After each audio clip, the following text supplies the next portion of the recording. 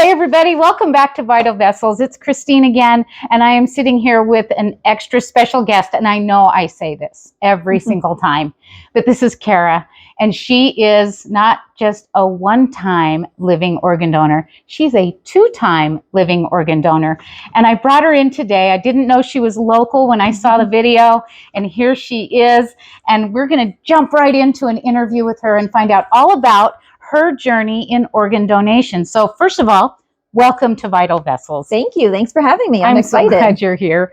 Tell me, before the organ donations, how did you get to that spot? Where did you get that inspiration? Like, how did I even know it was a thing? A thing. Yeah. Yeah.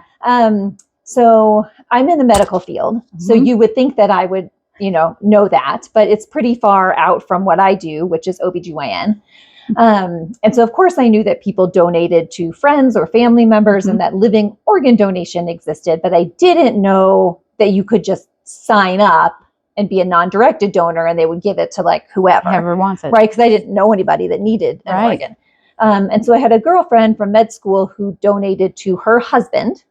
And she started being an advocate and talking about how this is a thing you can do and you don't necessarily need to know someone.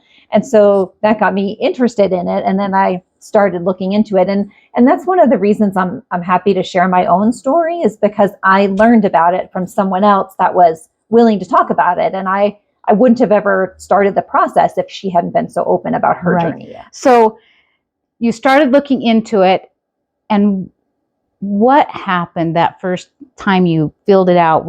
Did you know what you were going to donate first? Did you? Yeah, so I did a bit of research, talked to some of my colleagues who are surgeons or hepatologists or nephrologists or whatever, and came down on the side for a number of reasons of wanting to do liver. I had no intention at that point of like doing both. I thought, well, if this one doesn't work out, then maybe I'll consider something else. So I filled out the form for liver through Primary Children's Hospital, because I also, through that process of research and looking into things, decided I would like to donate to a child. And so I filled out the form, and it's just an online, intake form. And I kept thinking, well, who knows if they'll call me or whatever. And now I've done this thing, I've thrown it out there. And then they did call. And as you know, there's a series of tests and evaluations that you go through. And honestly, like with each one, I thought, oh, well, this will be the thing that they say, oh, no, you can't do this. And then that just like kept not happening. And so there we were. And at some point we got far enough along that I had to start telling people, like at work, to make arrangements, and my family and things like that. And then it became real seeming. Really? Yes. How did your family react when you said, hey, I'm going to give my liver to a stranger? Well, my kids were pretty small. They were elementary school age, and so they didn't really have a concept of what that meant. I don't know if you ever watched that show, American Ninja Warrior, but there's a guy on there who's donated a kidney. And so he always he runs for like the girl who's his recipient or whatever. So they talk about it all. And my kids used to love that show. So they were like, oh, you're going to do like what so-and-so did. So they thought that was fine, and they were too small. My husband was, I would say, supportive, but not enthusiastic. He was appropriately, as anyone would be, sort of worried about me and what does this mean. He is not medical, so he does defer a lot of that to me. Like if I say, well, I feel safe, he's like, well, okay. Like you know more about it than I do. Yeah. I was a little nervous to tell my parents, honestly, which is sort of ridiculous. I'm a 40-something-year-old woman, and I'm like afraid to tell my mom. Yes, but I was, and they reacted with concern initially, but then when I explained my motivations, they were like super supportive and really wonderful, and were a great support system. And I was blown away by how wonderful everyone was. And when did you donate your liver? In August of 2020. So like mid-COVID. Right. Because I was supposed to donate in April of 2020. And it got all messed up because everything got all messed up. Yeah. And so the date got moved and things happened, and the original recipient got a deceased donor liver in the meantime, which is great for them. Right. And so then we were kind of up in the air again with, did we have a recipient? And so things just kind of got chaotic for a little bit. Right. And honestly, that was, for me, the hardest part of the whole thing was the scheduling. Yes. Which I know sounds a little silly, but having 2 kids and having a full-time job that requires some advanced planning. Right. Organ donation is unpredictable, right? As Right. I think people who have donated or have been waiting for an organ know that. But also, I needed some ability to schedule, and so that actually was hard for me. Right. And then the actual day in in August, because still like nobody could go like in the hospital really. So my husband drops me off at like 5:30 at the front door and is like, "Hey, well, good luck with that. See you later." And rate the Uber. Yeah, right. Like, unfortunately, it was the hospital where I work, and that was one of the things that I had requested. They had said, "Okay, well, you can donate physically at the children's hospital, or you can do it at our main adult hospital and have the organ travel across town, like not very far." Right. And I elected to do the latter for a couple of reasons. Just I felt more comfortable at an adult hospital, also because it was COVID. Like I knew that nobody would be able to see me, but my partners who I'm very close to, my work partners, they could all come visit me, and they were super supportive. And so that actually helped a lot. Great. Yeah. And so how was the recovery from donating your liver? It was kind of rough. I don't want to sugarcoat that. Like the first couple of days, I would say the first 3 to 5 days were really pretty rough. Yeah. Worse than I was anticipating, but it was temporary. Yes. I've had 2 cesareans, and I think I thought it was going to be like that, and it's not like that. Yeah. And I will say that liver was much worse than kidney. They say that when I had kidney done later, it was very much like the cesareans. Yeah. So like painful, but like the rest of you sort of feels okay. This was like everything felt weird. You have 0 appetite. So the first 3 to 5 days were very strange and very uncomfortable. But after that, it rapidly improved. It does improve very fast. It did. It improved really quick after that. Yes. And so by 3 weeks, I was back to work half-time in the office. And then by 4 weeks, I was back full-time in the office. Wow. And by 6 weeks, I was back to labor and delivery in the operating room.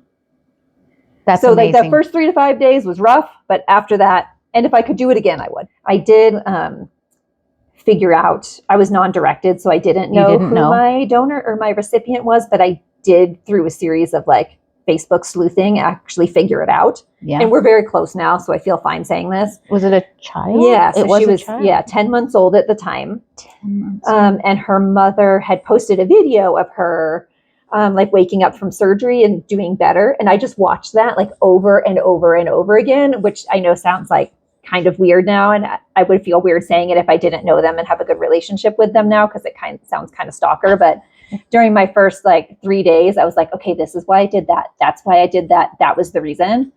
And so that, that was helpful. And I think probably if you know your recipient, it feels a little different also. I don't know. But this was like, it was sort of going out into the ether. So that helped to make it concrete. And I will say that after meeting my recipient as well, like 6 months later and having this relationship with them, it's helped my husband really understand. Yes. And my family too. Because being in the medical field, all of it felt very concrete to me. Like it didn't feel abstract, but I think it felt very abstract to them. Right. And then once they were able to like see the person and like what the point of it was, I think they had a much better understanding. And again, they were supportive the whole time, but I think they really got it in like more of a visceral way after knowing the recipient. Absolutely. And so when did donating another organ come about? Well, it went so well the first time. As I said, the recovery, the first couple of days is hard, but it's temporary and it gets rapidly better. And so after about a year and a half, 2 years, I was like, well, I mean, this kidney too, like seemed to go okay the first time. Maybe I should try to do it again.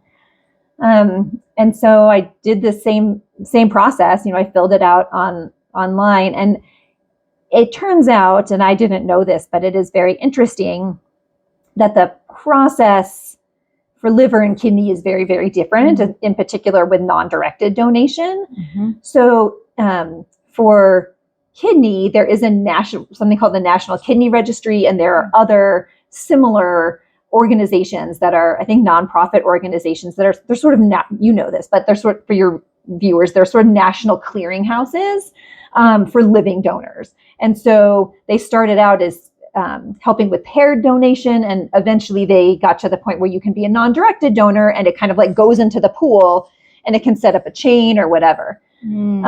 Liver, there is no such thing. And there's lots of reasons for that. One of the reasons is that liver is just less common. There's less common need for it, and it doesn't travel as well. And there's other reasons. But so for liver, you're going directly through a center. Oh, okay. A local hospital. Yes. And they give it to someone on their list. Kidney can work like that. You can do it that way. Or you can go through the National Kidney Registry, where you're just like, here's my organ. Here's an organ. You figure it out, and it goes somewhere. And so I believed in what they were doing. I think that their model decreases the overall need for organs. They match their organs really well. I think it's really a genius setup to have these chains. Yes. And it gets people organs that wouldn't get organs otherwise. Right. And so they need non-directed donors for it to work. Absolutely. And so I felt really good about I felt like I was just kind of throwing my kidney into the pile, and it was going to get sorted. And so I went through them. So it's a little bit of a different process, but still similar. Right. And you still get worked up at the center where you're going to donate and all of that. And that was October of 2022? 2023. 2023. Yeah, so it's almost exactly 3 years apart, and about 6 months ago that I donated kidney. And, it sounds like from being in the medical field, you're familiar with things, and maybe you were a changed person before, but since you've done living organ donation, what has it changed in you? How has it made you look at life differently? I think it really just validated the way I try to live my life anyway, which is that we only get one go at it, and we might as well make it worthwhile while we're here and try and make the world a little bit of a better place than when we got here, and do our part. And that looks different for everyone, right? Like for me, I'm in a situation where I am healthy and I have the social and the financial support to do this. I'm not afraid of hospitals. I'm not afraid to be in the OR. Like, I work there. Whereas there's other people that is something that they can't, that would not be feasible for them, but they can do other things. Right. And so this was a thing that I could do.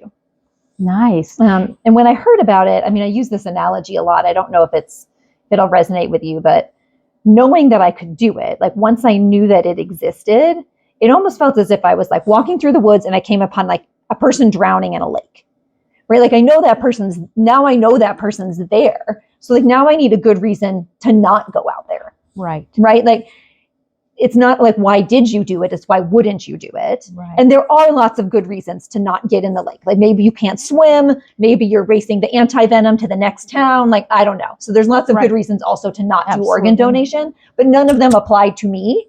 And so once I knew that drowning person was there, that this was a thing that I could do, like I sort of couldn't justify to myself why not doing it. Yeah. So that's how it makes a lot of sense. So, I sit here and I tell stories about organ donation and the miracles and how it changes people's lives. If someone was sitting here watching this podcast and you could talk to them and give them advice, if they could do it, what would you tell them? I would say look into it. Many people think that signing up to be a deceased organ donor is plenty, and that is great. That is a great first step. I absolutely want to encourage people to do that. However, many people don't realize that only a tiny percentage of people die in such a way, I know this is kind of morbid to talk about, but that their organs are actually able to be useful. And so you might be missing the opportunity to help someone. If this sounds like something that is feasible for you, something you're interested in, take the first step. Fill out the thing online, talk to us, talk to other organ donors. Most of us are happy to talk about our experience, especially to other people who are considering it. So yeah, not to be undertaken lightly, but also not not to be avoided if it's something they're interested in. I'm, like I said, I'm glad I could do it. If I could grow all my organs and just give them away every couple of years, I would totally do that. Absolutely. It doesn't work that way. It doesn't work that way. Darn it. Yeah. What a blessing and honor, how we connected and how we found each other is that I just couldn't keep my mouth shut after I donated my liver. And I just want to say thank you so much for watching the YouTube channel today. Thank you, Cara, for coming out, joining us and telling your journey. Thank you and for having me. hopefully inspiring more people to get out there and look into living organ donation. So if you're watching this, listen to the words. It is safe. Mm-hmm. You're vetted. You come out the other side knowing that you don't got nothing wrong with you. Yeah, that's true too. Yep. It's the best medical workup you're ever going to get. Absolutely. And check the links in my comments, and I will put some in there for organ donation information. And stay tuned for the next exciting interview. And thank you, Cara, for coming out. Thank you for having me. I appreciate it. Everyone. Thanks, you guys. Bye-bye now.